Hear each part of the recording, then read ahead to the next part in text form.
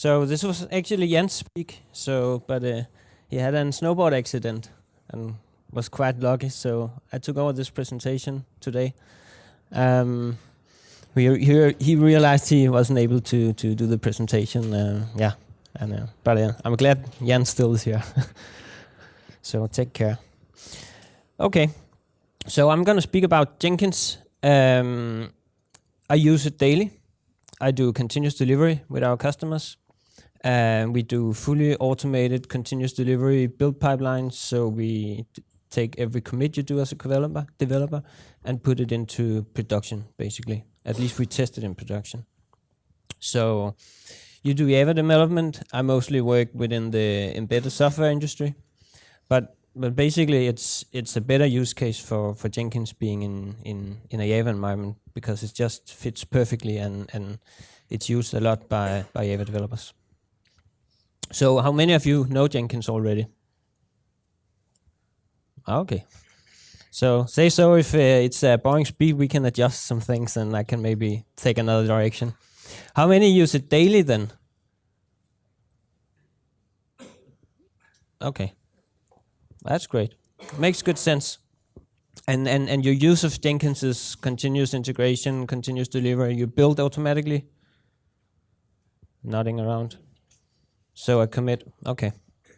Let's put it into a context. This is my context of using Jenkins, our continuous delivery storyline. So basically what we do in the teams I work with and ourselves as well, we also do software development. That is, you take off a work item from your backlog, or actually from your work log, from your task management system, and you do then you do some development. Then you think and you start working, and at some point you say, I'm done. It works on my computer. So the next thing is now you push it to your repository. Typically today this would be Git, and you have a kind of a branching strategy for your repository as well. So you deliver it into your repository. Then you have some kind of automated build platform, which should be Jenkins actually. I will show some numbers in a moment. But Jenkins is really good for doing these kind of things, and it's the most used one.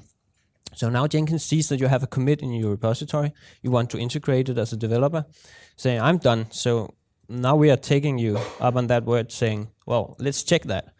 So we take your commit, we try to integrate it. So this is a state diagram where you can either fail or you can go through to a success. So we try to integrate it, so you should be able to merge with your colleagues and with your integration branch, and we try to build it. And then you're off the hook, basically, because then we start a whole complete automated process using Jenkins. So we do the rest of what we need to qualify. We do the rest of the qualification of the software to check if it's releasable. So this picture here illustrates that this first part is actually what we call pre-tested commit or pre-tested integration. You know the word? Okay. So it basically means that when you try to deliver your change, say I'm done, you push it to the repository. You follow a branching model where we check if you're allowed to share it with your colleagues. So you have a definition of done. What is good enough to share this with my colleague? Typically, you will require at least it built so you don't break everyone's daily work.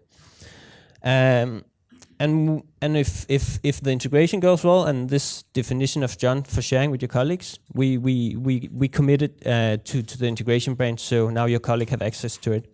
And then we start this continuous delivery pipeline with all the jobs on Jenkins, which does analysis, metrics on the code. We do a deploy, and then we do functional testing on the code. We maybe generate some documentation, and finally, which may not be an automated step, we actually validate that the software is okay, and then we are done. So I actually haven't prepared much more than that. So we're gonna go do a demo on Jenkins. What are you doing? What are you using for building your Java applications? Maven, Gradle. Okay, I have a setup where I use Maven because what I'm gonna show is I picked a plugin we do. Actually, we do a pre-tested integration plugin that's made for Jenkins. But in this case, it's just a Java project using Maven. Okay. Before we go to the demo, I promised to tell you why Jenkins is such a lovely tool. This is an old survey that was done by CloudBees, which is the commercial support for Jenkins. They did it in October 2012, so these are pretty old numbers, and they are much larger today. So if you look at this graph, the bar out here, it's the language used. So far from a lot of people use it for Java, and then there are some C code and different other projects. Active installation was in October 12, a lot, and they mean active installation. So this is those Jenkins installation that talks to the update center every day. So they are actually active. It's just not test environments, and it might be test and staging environments, but it's not all those that are installed and not used anymore. And plugins, which I'm gonna show also a bit about, is at that point 600. I think we are more than 1200 now. So basically every technology, every tool you use, every way you want to do a certain thing or script anything, it's actually available as a plugin that can help you do it easier. And they also claimed that they actually got some. They also investigated the size of the companies. So it's also very popular at large companies using Jenkins. It's not just a community tool or a startup tool. It's being used by big companies as well. So I won't show this part of the presentation. This is just how to get started with Jenkins. They have a Java web archive, and they have distributions for the different architectures. But more relevant today is they actually have a Docker container. So you can go to the Docker Hub, and they have an official Jenkins Docker file you can download and get started. And they have specified how to run it. And so if you want to play with Jenkins, maybe you don't want to play with production, you can take this Docker image and you can actually start it on your own laptops and do some experiments, and you can easily attach some slaves, because they have made a Docker slave container as well. I've used it a lot for experimenting. Now, let's skip to a Jenkins server. You've probably seen something like this before, right? This is the resolution is a bit low, so I had to go down and scale a bit down. I can scale maybe a little up. I'm running 1024 pixels, so it's not that much. But basically, this is a list of jobs, and the Jenkins front page. You have the left menu, and down here, because of the resolution, I have a list of slaves. But I guess you kind of see this daily at your work. Yeah, okay. So I have this pre-tested plugin. I want to show how to get started for those don't using Jenkins daily. So this is a GitHub repository. It's a clone of this plugin we have. It's using Maven to build.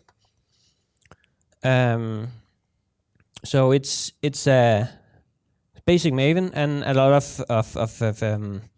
of tasks you can run. You can run analysis, and you can run test with it. So I'm gonna copy this URL from my repository. Let's go back to Jenkins. Let's create a new job. There are actually 3 steps to get started with Jenkins.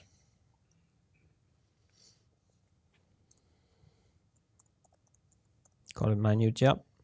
create it as a freestyle project, which I normally use. Though I'm building Maven and I'm using the Maven projects, I'm actually using the freestyle projects to give me more flexibility later.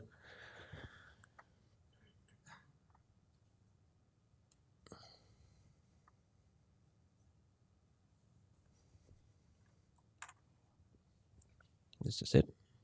So this is our public Jenkins server. It has a lot of plugins, so the choices here are a lot. But basically what you do in a Jenkins job, you configure where to get your code from. You have to check out some code. Then you configure how to build your code. And then there's a post-analysis step called post-build step, where you actually do some measuring of the code, and you pick out the XML files and JUnit reports and show them in nice graphs. So let's go here, try to build our project. Git, I put in my repository URL here for Git. This is a failure that says it cannot read the repository, but I know it can on the slave. Which brings me back to, I need to tell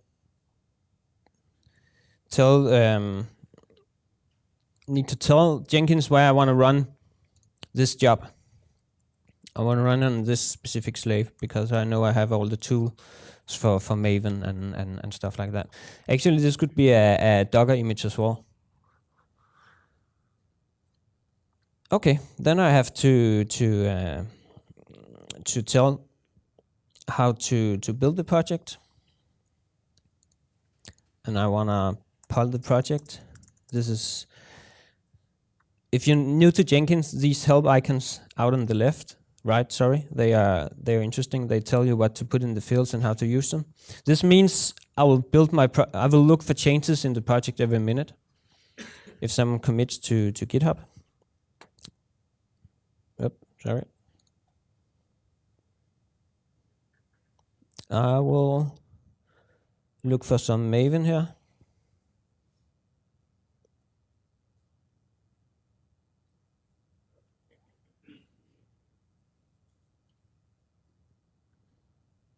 You see any Maven? I know I wanna, there, yes, exactly. So I will build a clean package. This is my goal for now, like this, basically that. So this is just showing how easy it is to get started with Jenkins.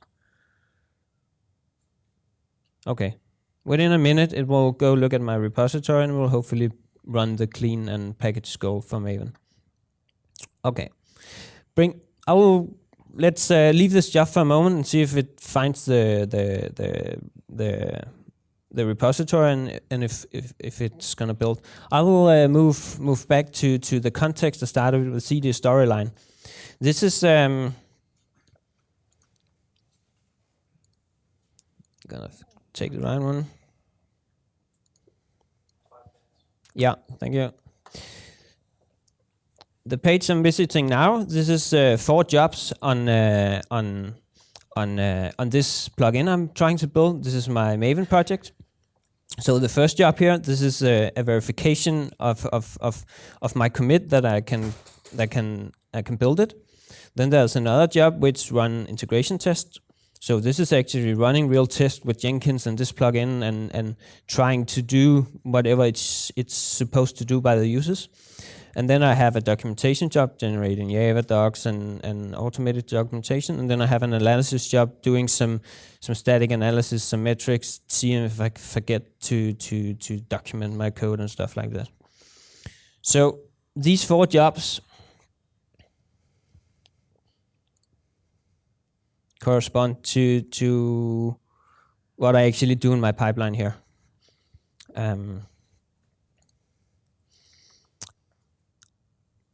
Okay, and you can see the top level job. Here's my new job. This is actually running a build now, and it succeeded. So I can go look what it did. This is what you see in your console on your local machine as well, when you try to build Maven by command line. Okay, so these 4 jobs, we want to tie them together. So look at the first job here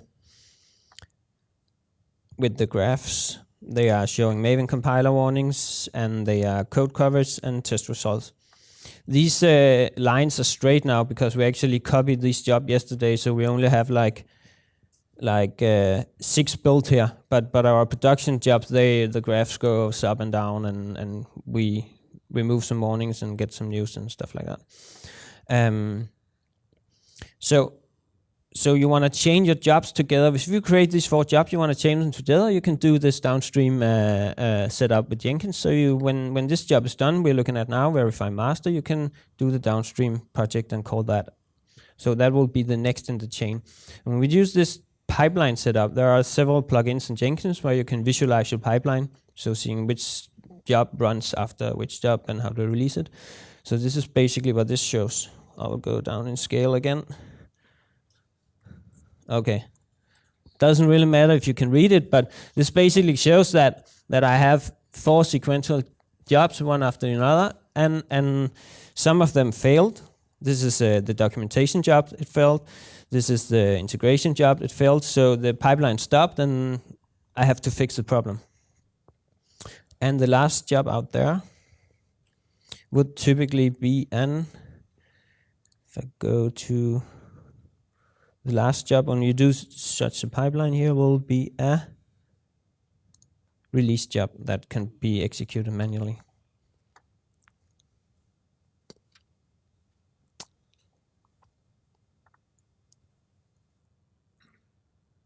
This is the pipeline we use to release this plugin. So the last 3 columns out there, this is one that publish our code to our official GitHub. Then this job out here, it will actually build and release the Maven plugin. 2 minutes left.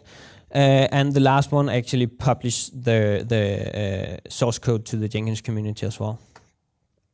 So this is was a short story to take the storyline from our continuous delivery and basically do it in Jenkins. So one last thing here.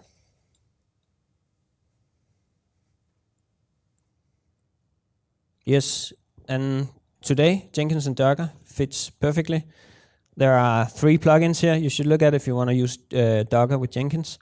The one can provision your container, and so you can use it as a slave. The other one can do Docker build step, and the last one is interesting if you want to use Jenkins to qualify your Docker images and release them as if it was a software project, so you can use them internally. And there are actually Trifork having a meetup on Meetup tomorrow about Docker as well. One of my colleagues speaks there in how to use it in Development Studio, so you might be interested in that as well. So this is the end of my speak.